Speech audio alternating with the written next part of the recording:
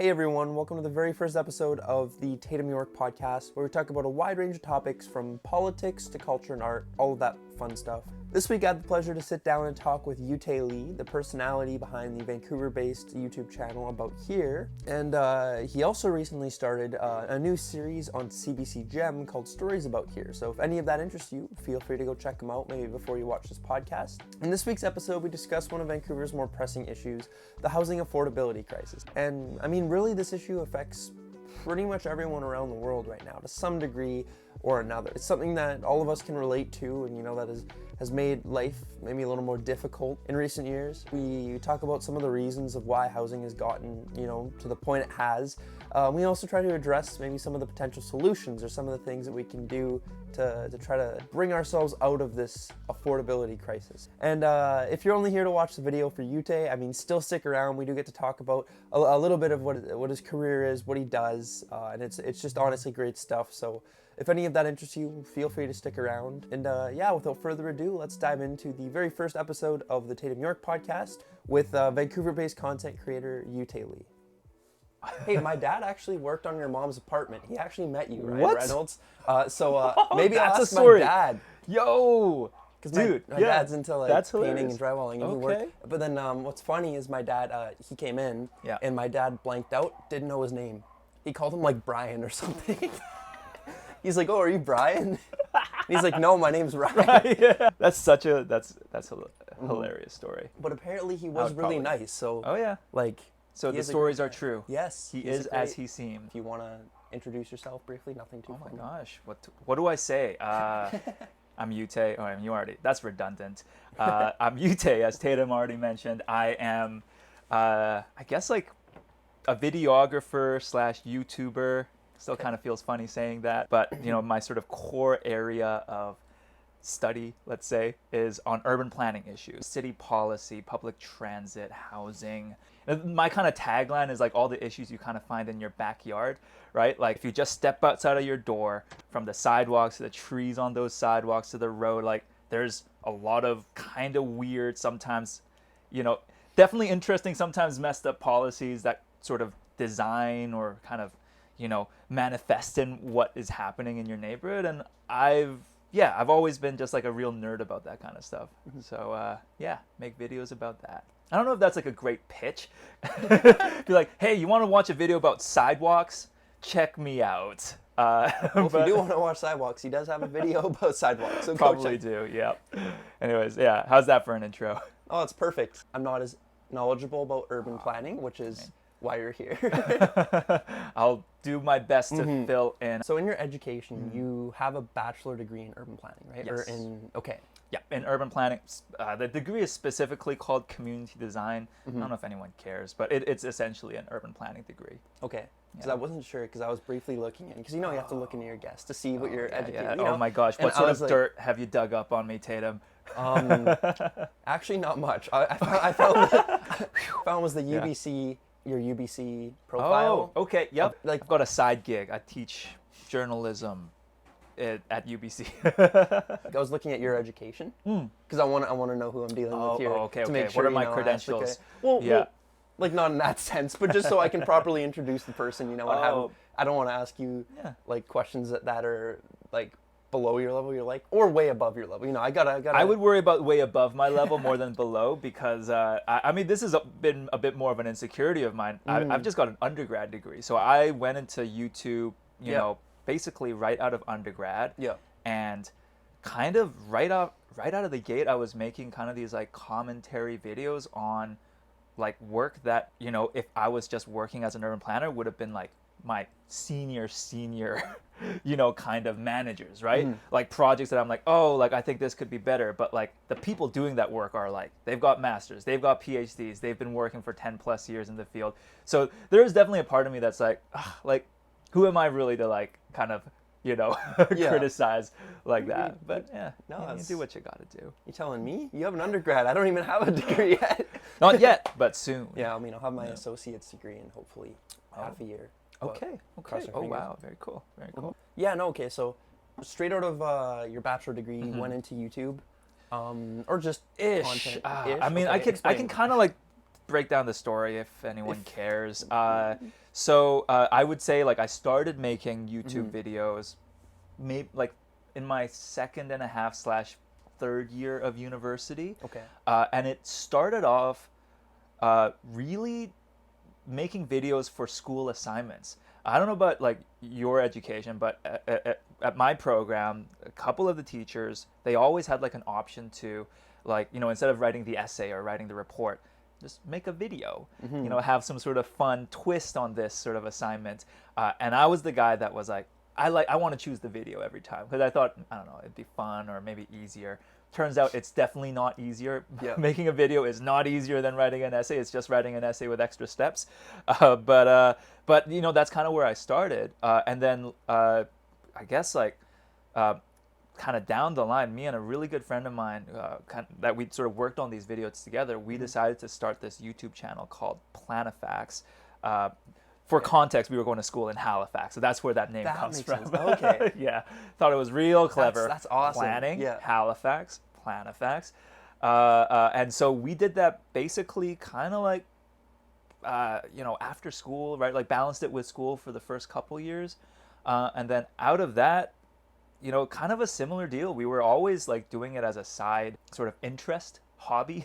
I would say that because it definitely did not make money for a very, very long time. Yeah, gosh, for like several years. And then, you know, it's, I think like just insert many, many, many steps. And now, you know, I have a career in it somehow. That's amazing. Yeah, no, that's, I feel like it just happens. Like oftentimes you don't really. No, it definitely doesn't just happen. I mean, you do hear about those stories of people who like just right out of the gate, it's like lightning in a bottle. They've got the charisma, they've got everything, you know, to just be a viral sensation or whatever. That has not been my experience. I've been, you know, videos for like 7-8 years at this point, and it's been just a very gradual, you know, but in many ways like a healthy growth. Kind of feel lucky in that like it's definitely something that I've had to work for, and I've you know, just really balanced with other sorts of jobs and like gigs for a very, very long time, but in a sense like that's helped me just kind of be able to figure out the biz and be smart about how I grow as I grow. So I think there's like I mean, to that point, like I think, you know, that sort of kind of quote unquote making it on YouTube or making videos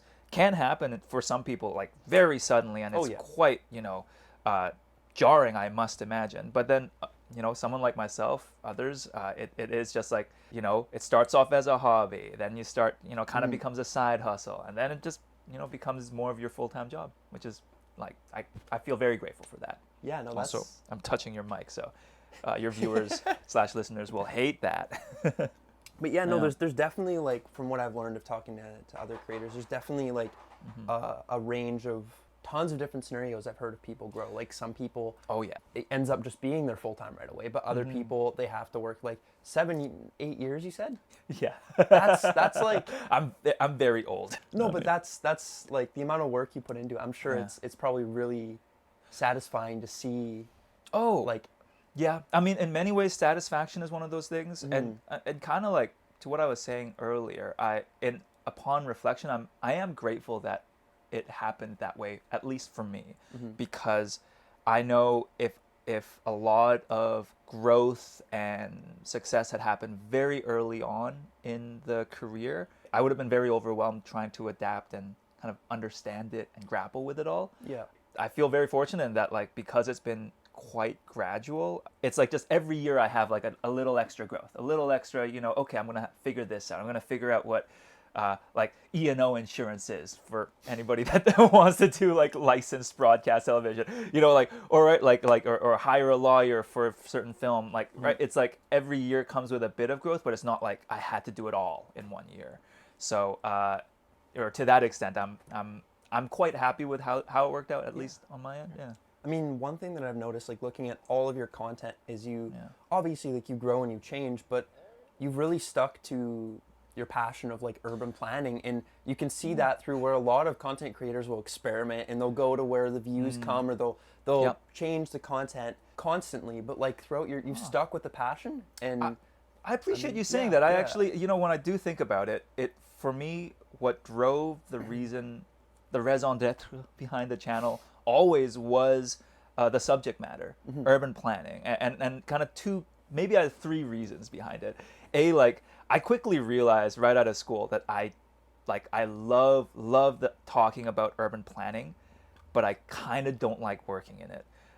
If you're familiar at all with the work of urban planners, typically you're working within a bureaucracy, city government, even within a consulting firm. The pace is still feels slow for someone like myself, and there's very little sort of satisfaction with your work. I don't want to go down a path of shitting on the profession of urban planners, because it's very important that good, smart people are in those jobs. But for me, I knew quite early on that I didn't feel quite cut out for it. So for me, like YouTube and commentating on urban planning was like a very natural escape path from all that. But the other piece of it is like I really like some of those issues that urban planners grapple with. I think are just relevant to everybody, right? Like, plans for public transit or for housing. Like this is like tangible stuff that impacts everyday people's lives. And the fact that, so much of the decision making and information around these issues, the fact that they were so inaccessible, right? That they're mired up in really boring council meetings or like 100-page reports. I was like, we could do a much better job of just engaging the general public on these issues. And so that was like the other piece for me was like, I just want this information to be more accessible to more people, right? I really think like your channel does a great job at tackling these big issues that might be very overwhelming for some people and like bringing it down, or not even overwhelming, but like you're saying, like the things that are caught up in bureaucracy that you have to sit through long, it's not as accessible, and you're able to deliver it in a very like consumable manner so everyone can take a part of it. You're gonna make me blush, man. No. Thank you. All right, so I'm here that to was clearly. The nice part. Okay, now you're gonna roast me. Now, please. Now we're gonna to get in. So some real hard questions. Yes. So what are your thoughts on the Safeway towers? And I'm joking. as a resident here, I'd be very angry at you if you promote. No, I'm joking. Oh, do you actually want to get into it, or we got?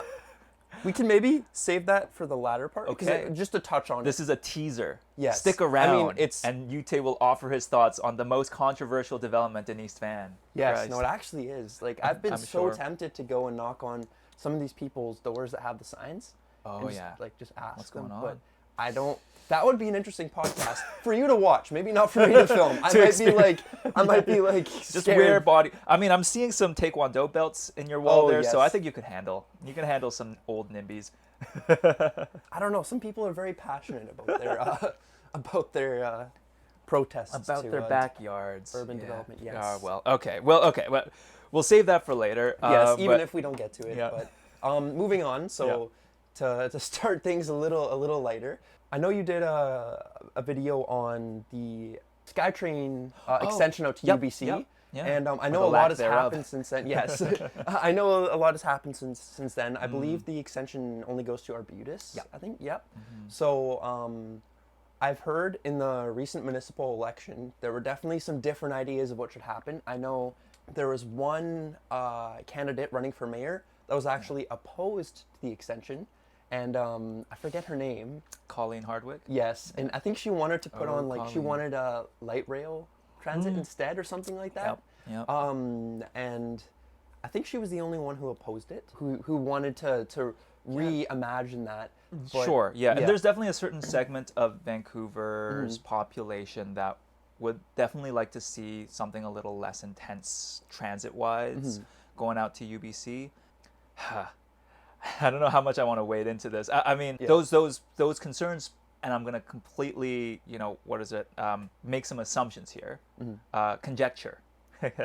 But I feel like a lot of those concerns come from sensitivity to development happening in the west side of Vancouver, and not so much what is the best transportation option for UBC students. Because think about it, if you're a student at UBC and you're taking this subway out to Arbutus, is the expectation then to to have those students get off and go into a light rail train and then go to UBC the rest of the way. Like, to me, that just seems impractical. Like, just make it a rapid transit line all the way out to UBC. Now, I have like other thoughts on like the feasibility of doing that, right now versus I think 2045 is what TransLink was kind of initially proposing.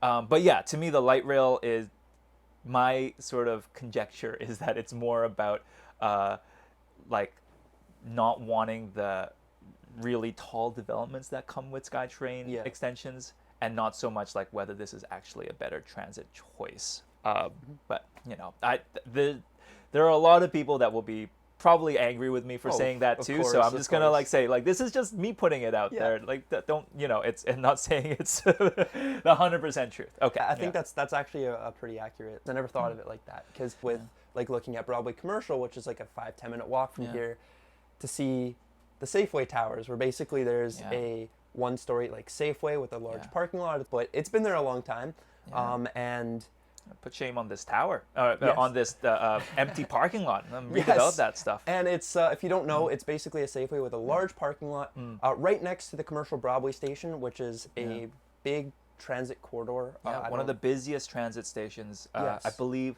second or third, depending on where Metrotown is on the list, but second or third busiest station in Metro Vancouver.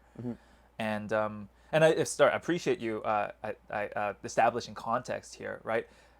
We have this sort of, grocery store parking lot combo site right next to, as I mentioned, the third busiest SkyTrain station in, our region.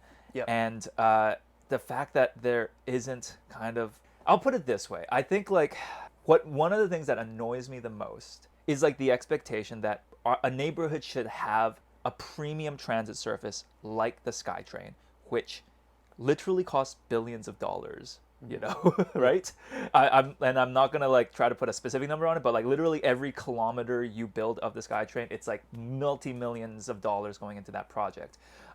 So for a neighbor to want something like that and be like, that's the type of transit we want, but then also oppose like high density development, because just think of it as like a business case. If the province is going to invest billions of dollars putting rapid transit into your neighborhood, that neighborhood has to change. It just isn't a solid business case. It's not like, it doesn't make financial sense to expand transit to that extent and, have it basically stay the same. So like commercial Broadway is just one of those stations. I would also argue like freaking Nanaimo or 29th Ave or 22nd Ave, like some of these like stations that basically exist between like Joyce Collingwood and say like Main Street Science World along the Expo line, they basically haven't developed much since the SkyTrain was built. And to me, that is, it feels wrong in some way, right? We've got like freaking Metrotown, Brentwood, right? Like literally 30, 40 plus story towers. Clearly a business case is there for that to happen. And literally closer to Vancouver, we have like untouched, unchanged neighborhoods in the midst of a housing crisis. It is one of those things that just makes me a little bit frustrated, shall I say. Damn, we fully have gone into the Safeway. I mean, and I think that brings us into, with like what you were saying about like the reasons we haven't done this. Would you say that a lot of these stations that you were describing go through more like residential neighborhoods, and that's where a lot of the opposition, especially with the Safeway tower, to fit it, like they want to develop, I think it's 3 towers. And a lot of the residents in here, there's a lot of single family homes surrounding that location currently off of commercial Broadway, obviously. People are very concerned that it's going to change the state of their neighborhood. It's going to change the feel that they've known, obviously. Their backyard won't be as private anymore. And all sorts of things like that. There is definitely concern, and I think... Do you mind me sort of like riffing off of that? Of course, Because like, I think it's important to get into what those concerns are. Yes. Because they're complex, but I kind of categorize it in 2 ways. So there are like practical concerns, of course, which is like, as you mentioned, like once you have towers, people are gonna look into people's backyards. I don't know. Like, I think that, I mean, and in fairness, sure, like there's gonna be a little less privacy. It's not gonna be as quiet of a neighborhood.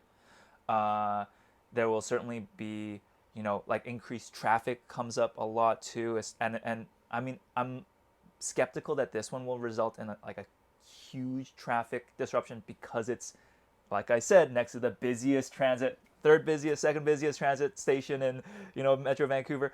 But, like those are some of the common things that are leveled around these sorts of developments.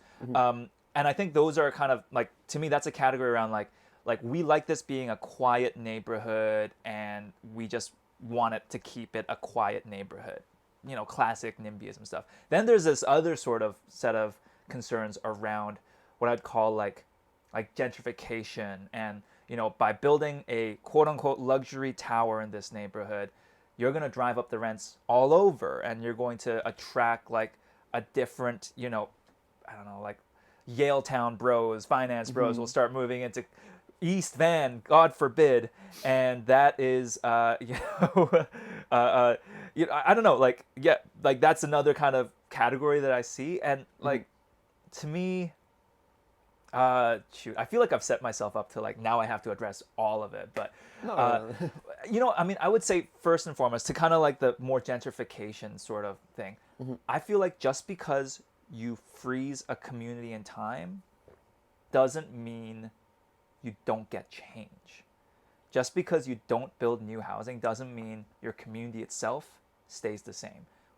What's happening, if you don't build anything, it will gentrify anyways. People are already moving into the East Van. That's why there's appetite for these sorts of buildings to be built, is because there's the developers, the people that own sort of these lots see that there is a demand locally, right? Rents are rising anyways. People want to move into East Van.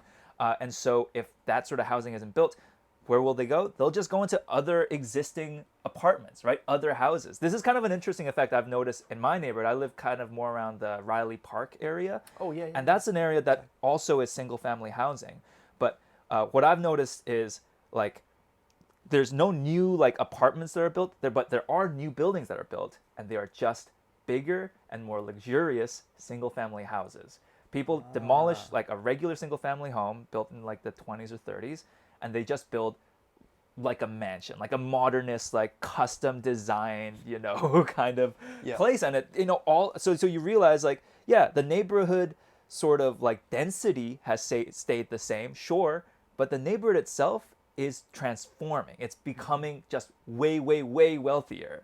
So I would caution that like just because you stop a development doesn't mean you stop gentrification. You just drive gentrification into other buildings, right? That's kind of addressing that. And then the other part around like, privacy and all that stuff. I mean, I get it. I really do. I think there are design solutions to address that kind of stuff. And, that is like, it's way more nuanced than just like density equals, all these other sort of worst case scenario outcomes. But then there's like a little part of me that's like, we live in a city. You live next to commercial Broadway station. Like, move to Belcarra, man. Like, I don't know. Like, move to Langley. That's where I'm originally from. Right? Like, that's, if that's really something you can't, quite handle, this might not be the neighborhood for you, and that's okay, right? Like, gosh, I people are gonna be mad with me for saying that too. Oh, 100%. I mean, dude, you've got me unhinged vibe. There must have been something in that coffee, some truth. Yeah, yes. What'd you put in that coffee? I'm joking. No, but I guess going into like, because there's obviously tons of different reasons that people oppose development. But I think one of the more prominent, and I would almost say reasonable reasons that people are opposed to new development is in Vancouver. There's a lot of luxury condos, and there's this level of what you were saying where there is a genuine concern that building newer homes that are often designed for a specific class of consumers can influence the rents and land speculation to a certain degree, I think. Yeah, I guess. Yeah, sorry, go ahead. Finish. No. I'm kind of just spewing out of my head right now. Please. But I'd say like point. there is not necessarily a concern with development, Yeah. but the kind of development that development. we're seeing, especially like a good example is the Oak Ridge development right now. That is quite an irony of one of, I'd say, isn't it one of the biggest developments in North America, I would say, arguably. Like, I think I've so. heard- Yeah. And it's in the middle of a housing crisis, and it's geared for upper middle class to luxury. Totally. Yes, like I don't even think the middle class in Vancouver you have to be very Yeah. in a Kind of an elite exactly sort of home buyers. and, Market. and obviously that's getting into this. I just want to transition into this question of whether and that's not the government's fault. The government isn't necessarily building these. I think that's the result of Sure, like the private market. Yes, exactly. Greedy developers. People are building what is profitable, and people are building what the market is wanting. And yes, there are a bunch of people that want more affordable units, but that might not necessarily be the most profitable or the most efficient for these developers. I'd love to talk to that a bit. I mean, gosh. So the first thing I kind of think, and I'll first start by saying, like, I think that's like a fair point, and one that I've had to grapple with. Like, is there a certain part of this that is, the development industry, like, I mean, the incentives certainly are there to go luxury more than, affordable. But unless you're a developer, you really don't know like what they're like. I don't know. Maybe I'll back up here, because like once I start getting into like, whoa, this is clearly a building that's profitable or not. Like, I don't know what the hell I'm talking about. I've never built a building in my life. But what I will say is, I would be really ask everybody to kind of just be like, what do you mean by luxury housing? And when I think luxury housing, I think mansions. I think, like penthouse, like clearly meant for, like, I don't know, some sort of oligarch or, right? Yeah. Somebody who has a yacht as like a, a side vehicle. But when I see like what's actually being developed and being labeled as luxury housing in the city, it's not really that. It's like 1-2 bedroom apartments, right? Like, who do you think is purchasing those, right? Yeah. And to me, at least from anecdotal experience, it's like people that are well paid, usually tech workers, doctors, but it's not like people you would typically typecast as, like, I don't know, there's so many archetypes out there, like the foreign investor or like the greedy whatever investor, real estate investor, right? It's like, that's kind of what I find, especially for purpose-built rentals. And I think, certainly you could level some kind of criticism of like, oh, like what are we actually building for condominiums? Because to some extent, that can be used as an investment vehicle for people. But a purpose-built rental, do you know the difference between a condo and a purpose-built rental? I do not. Oh, frick. Okay. So much to back up here. Okay. Do you mind if I quickly get into it? Go for it. So a condominium is an apartment where each apartment unit is sold. So like if I buy a condo unit, I own that unit now. Okay. And I usually pay like $700,000 for it, and maybe in a few years' time it appreciates in value. I can sell it, whatever, right? A purpose-built rental is a apartment building where there's one owner of that building and they rent out each unit. And so because of that, like anybody that's living in those buildings, they're not like speculating, they're not investing, they're literally just paying rent, right? And so like some of these like developments that I've seen, that I've heard being labeled as luxury housing, are like rental apartments where like it's not rents that you can afford, but it's somebody is affording them, somebody's making it work for their lifestyle. And if that wasn't built, that person would be competing with you for your apartment. You know what I mean? Yeah. Like I think that's like what people don't understand a lot about housing. It's not like we're not building segments of housing, we're building a housing ecosystem, which includes luxury housing, sure, but it also includes older housing that's becoming more affordable over time. It includes all these different things, and they're interconnected. So if you don't build luxury housing, the people that can afford luxury housing, all they do is compete with you for other housing in the market. I think like a good example of this for me is around the Bay Area and around San Francisco, where you don't see a whole lot of new apartments being built. And so what you have instead is like old shitty houses that are being rented out for literally like thousands and thousands of dollars per room. It's just like, right? Like it doesn't solve the affordable thing by just not building new housing. Sorry, that was so much that I said there. No, I love it. It's great. I'll put it back to you, Tatum, before I like just totally take you down a black hole. The black hole of urban planning. Of housing. Of housing. Housing specifically. Oh, it's a black hole. You know what it is? It is. Trust me, I could talk about housing for hours on end. I think anyone can at this point. Every time I meet someone new, that's always a topic that comes up, no matter who the person is, right? I mean, it's for reason though. So for sure, it's a testament to just like how bad it is in this city. Everybody feels it. Everybody wants to try to understand it, and I really do hope that one day we just get to a point where like we can be ignorant about it because it's just available. It's just a one more life expense. Do you think the reason that a lot of these people label these newer buildings as luxury because of how bad everything has been, like because of speculation and because a one-bedroom condo in let's say Calgary or something, and you can buy one at a more entry-level price for like 100, 200 more grand, affordable, right? So the fact that is so skewed in Vancouver, and you can buy a single-family house in Calgary for the same price as you can for a condo in Vancouver. Obviously there's reasons, maybe Vancouver's a little nicer. But you think that's going to be a controversial take? Vancouver, Calgary. I mean, some what people do you think? No, I'm kidding. Sure. Yeah.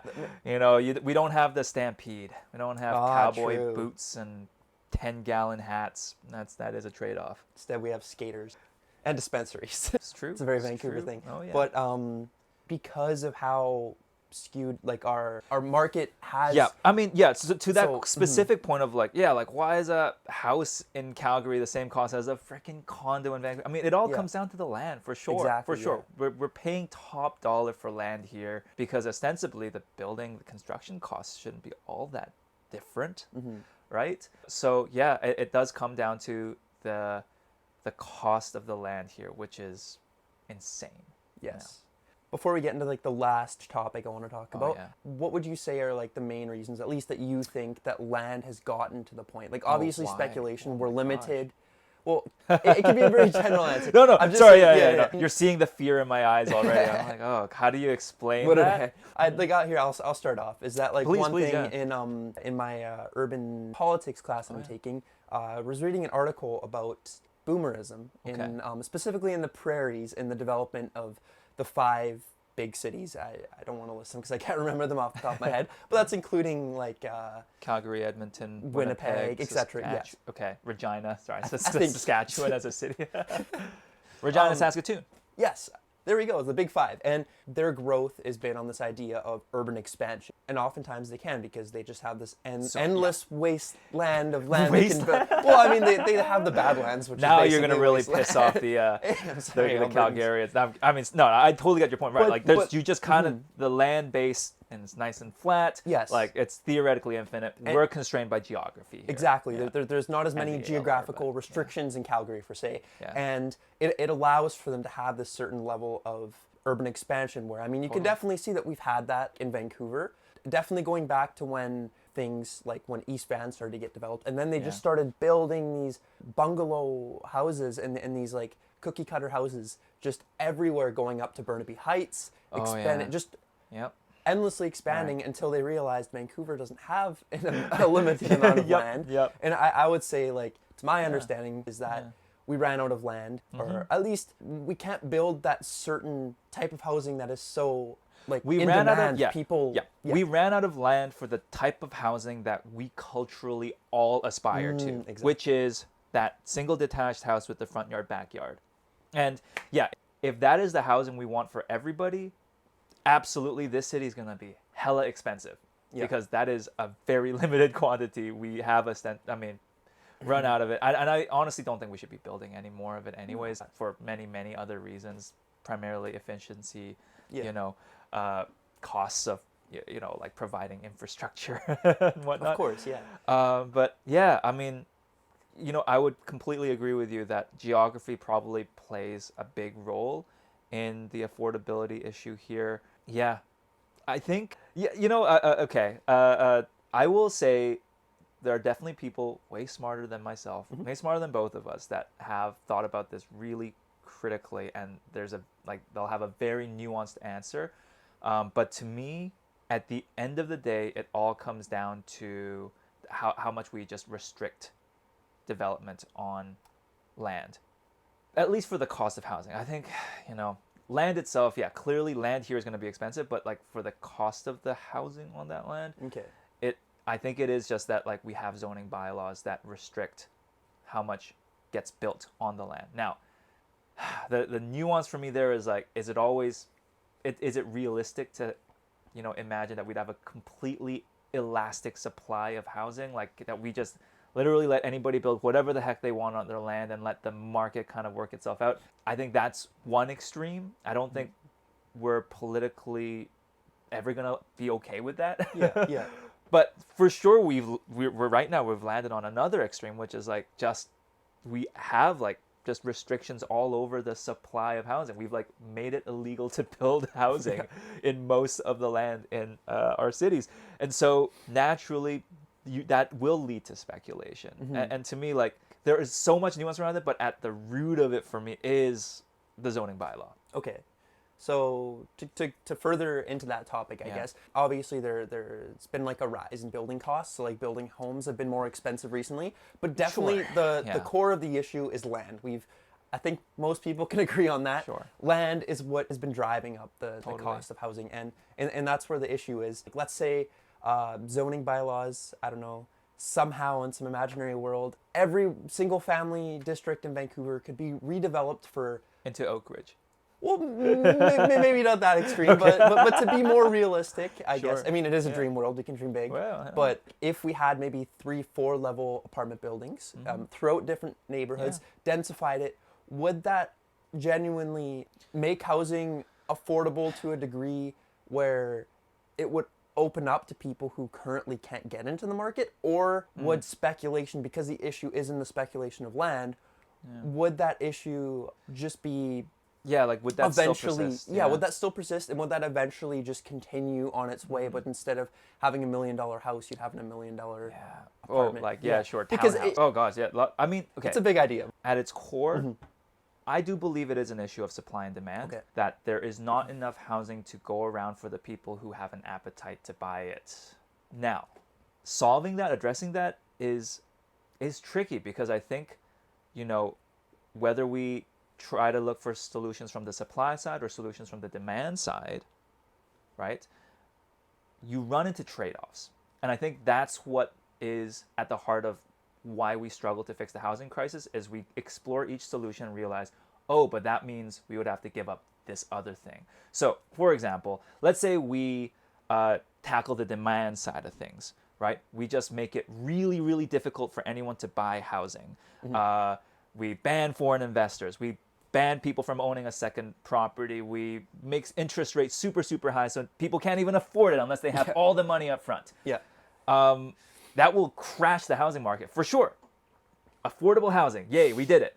But also now 60% of the population who's invested their like life savings into owning property and rely on it as their retirement savings are basically like that is the Great Depression for them. Like, you know what I mean? And listen, I mean, for me, I'm like, there's no solution to the housing crisis that doesn't involve some amount of pain for people who have invested into property. I really do think so. Like we kind of have to be honest with ourselves that there's way, way too much like speculation and like investment that has happened into housing that it has to come down at some point. But there are extreme solutions that we can do to like tackle it that way, right? But then again, I'm sure you'd have a lot of opposition from those people. Absolutely. Who might have their livelihoods depending on this investment. Of course. But then like, let's say we tackle it from the supply side, and we just like abolish all zoning, all application, fees and processes. And, I think like to me, like I lean more towards that, I'll be honest with you. But sure, like there's trade-offs to that too, right? And trade-offs that we've touched on, like people's privacy, like if people that really want their single family homes, will not like that solution either, right? And so like I think that's kind of what the issue isn't so much like whether the housing crisis is about supply and demand. I think it's just like what how do we want to solve it comes with a lot of trade-offs that create a lot of friction. Yes. Right? Anyways, that's my attempt anyways. No, that's great. That goes into the very last thing I want to Okay. discuss, which, like you're saying, like trying to find a solution to the housing crisis is like there's basically two sides. There's the people that have housing and they're lucky enough to either have the wealth to buy into it, or if they've inherited it, they have this investment in land, so they don't want to see it necessarily suddenly drop. Yeah. But then at the same time, there are people that can't afford it. And in a way, like housing is a necessity. People need shelter. Yeah. You don't necessarily need to own a single family detached home in the middle of one of Canada's largest metropolitan areas. That's a different story. But that is also affecting the affordability of condos and all the other ways of housing. So obviously, there's no win. One side wins or the other side wins. So the other an alternative you frame solution. it well. Okay, alternative which solutions. Ooh, you okay. brought up in your latest video. Oh, the non-market. Okay, the Yes. non-capitalist solution. Yes, Shall we touch on that? That is like before we go too deep into that. Yeah, I know yeah, a lot yeah. of people are against that. And there's obviously going to be, oh my God, like social housing, even just non-market housing or the Vienna model people refer to. Yeah. People might be opposed to that because there have been social housing developments throughout North America that have failed drastically. yeah. But you can argue that they weren't Arguably. necessarily given the chance or the investment to survive. But despite all that, is there hope that we could keep obviously it'd be very hard to abolish our housing market, but to keep our housing market and be able to provide housing at a much more reasonable cost, if it's rental units or even if it's just entry-level units, to people so they can survive through off-market government-funded housing? Like, is there a balance we can have? I mean, I'll be honest with you. That to me sounds like a very much like a have your cake and eat it too kind of thing. Like we're well past the point where we can resolve this housing crisis without a lot of somebody kind of losing out. I guess. Like, let's say we do want like the government to just be like have such a ambitious public housing, social non-market housing funding program. They pour billions and billions of dollars into it. Because of our inflated land values, like it is just so much more expensive of a I almost wouldn't even like think it was an efficient use of government funds. Right? If government is going to get into the housing market, to provide public housing so that like existing homeowners can keep on keep their wealth in some way, like to me that isn't like quite like it's like smart enough to like quite break this down. No. I think you hit a very good point. Was that like I think the principle of it is good, but because we are already in the water over our heads, it'd be really hard for them to buy up that land for millions of unless because let me put it a bit more simply. Okay. Social housing, non-market housing still requires land, and right now the government doesn't have a whole lot of land. If you look at places like Vienna or Helsinki or some Scandinavian country city, like Helsinki, the government, I'm pretty sure owns like 40-50% of the land there. Yeah. And so they have way more ability and sway to just build what they want. But like here in Vancouver, it's kind of like one of those situations where we have like very few parcels of land that are publicly owned left. So that, if we were to try to do this really ambitiously, the government would have to buy land from private homeowners who I don't know if they would want to give a nice discount to the government. So for me, that video, it really challenged a lot of my thinking around housing because, like it did force me to think outside of the whole like markets driven solution to the housing crisis. But my kind of conclusion or my reflection after writing it is that even if we get the government heavily involved and invested in building housing itself, we can't do that without also addressing the private market, without resolving some of the core issues that are creating so much like speculation and no, that's whatnot. That's a really interesting view because I've kind of glorified social housing because like I've thought of the whole process of like, okay, if the private market is gone to shit and there's no hope because in a sense we ran out of land, and yes, it'd be very hard to build enough development with the restrictions that we have and a lot of change, basically trying to think of what's the easiest way out and the more realistic way out. But pointing that out, you have a very valid point that it would be very hard for the government in a place like Vancouver to buy up enough land to do that. And it would be, let me, sorry, I mean, oh gosh, this happens with literally every housing conversation for me. Like, I never want to overextend myself, because I also, here's the avenue for non-market housing to work out, I think, is like, if, like, to me, non-market housing, like the Vienna model is a solution 50 to 100 years from now. The government can absolutely get a really strong start building as much non-market housing as it kind of is like reasonably feasible. And if they commit to doing that over 40, 50 years, we will end up for sure somewhere 50 years down the line where like I could see like 20, 30, 40% of the population living in government or like non-market housing. And that will absolutely have an effect on the housing market generally. But and I kind of feel like with most housing solutions, it's not something that will happen a year or two from now. Okay. At the minimum, this will take like a decade to sort of dig ourselves out of, because we're, to do it responsibly anyways. Like I said, we could also just crash the whole thing. And that will take a year. But if we're trying to do this with like, while minimizing kind of human suffering, this is kind of, we have to do it gradually. Yeah. Yeah. Well, it definitely, like from what I'm hearing, is that we need a very mixed approach. Like there's many things that we can do to work towards it. And so there's the idea of, first of all, supply and demand, building more housing. Definitely we can, I know with the Vancouver plan, who knows how that's going to go through with Ken Sim. I don't know how he's going to be too happy about that. Yeah. But ideally, I think even if there are ups and downs, eventually we're going to get more density. So I think you agree that you point out like density will definitely help. So will like maybe even if it's non-market housing, it's gonna be density. We're not building non-market single-family houses.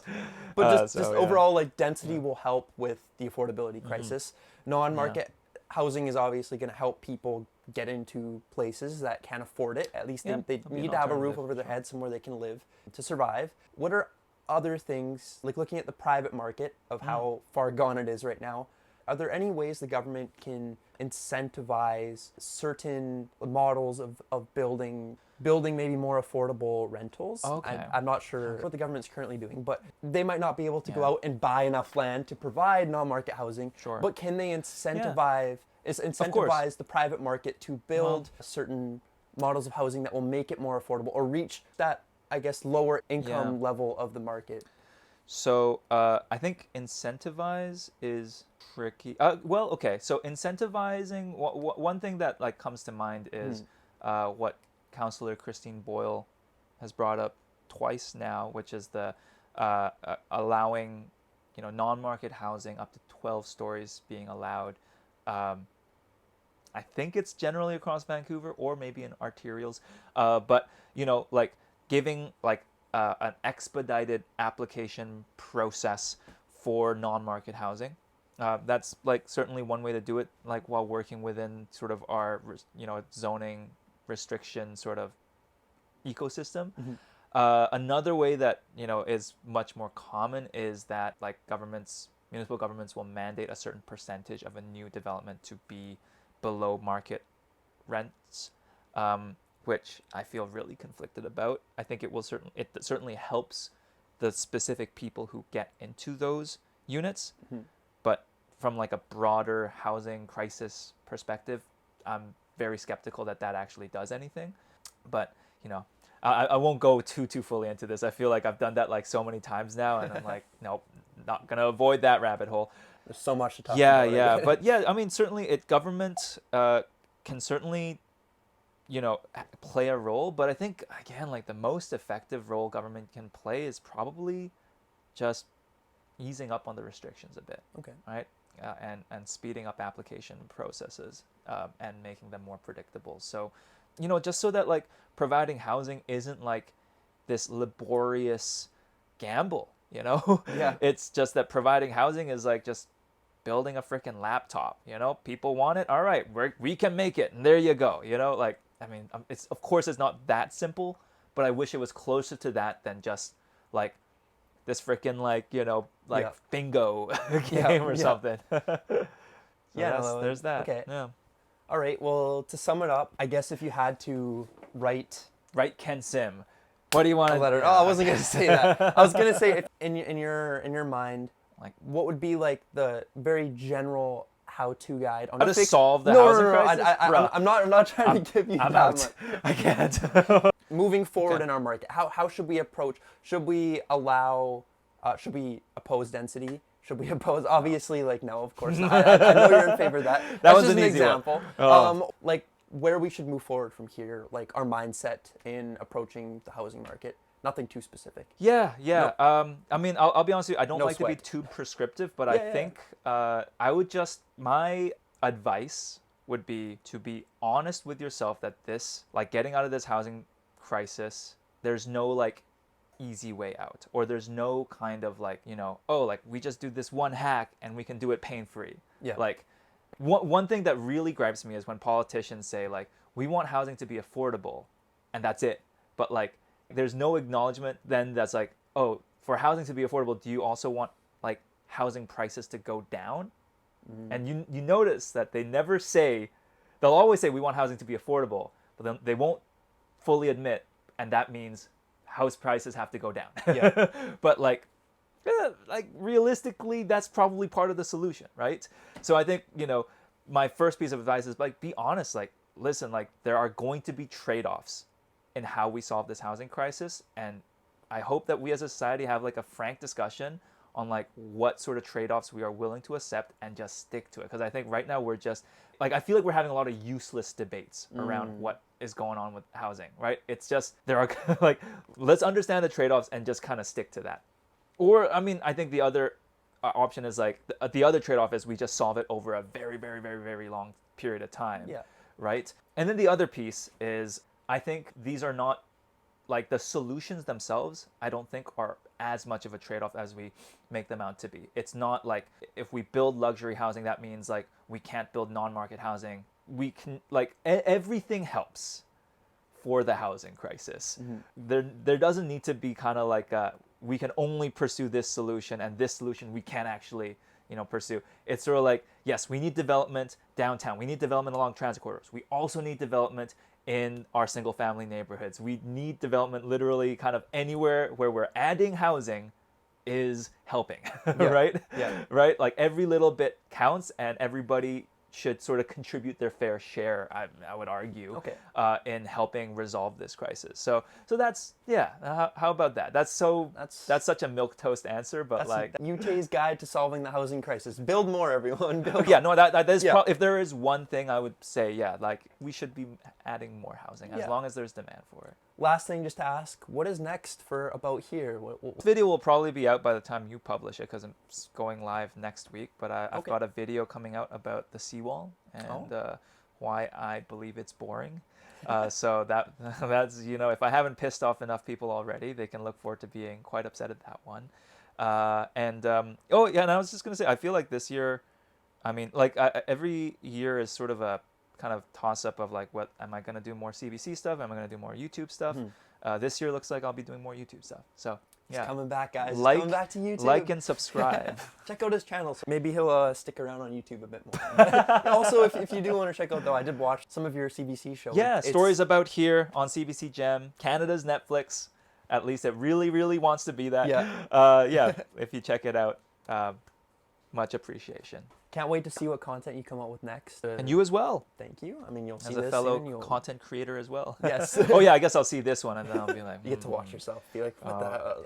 I Why did I agree to this? I'm just kidding. But no, it'll be those like little clickbaity clips you yeah. clip out, like some super controversial thing I say, and then Yeah. like someone will just like post that on Twitter, and be like, "See, he is insane," and I'll look forward to that drama. All right. Well, if you enjoyed this episode, definitely stick around. There'll be different guests from Vancouver on every week or every 2 weeks. I guess we'll find out how often I upload that. See what happens. But yeah, thanks for watching. See you guys next time. Ya.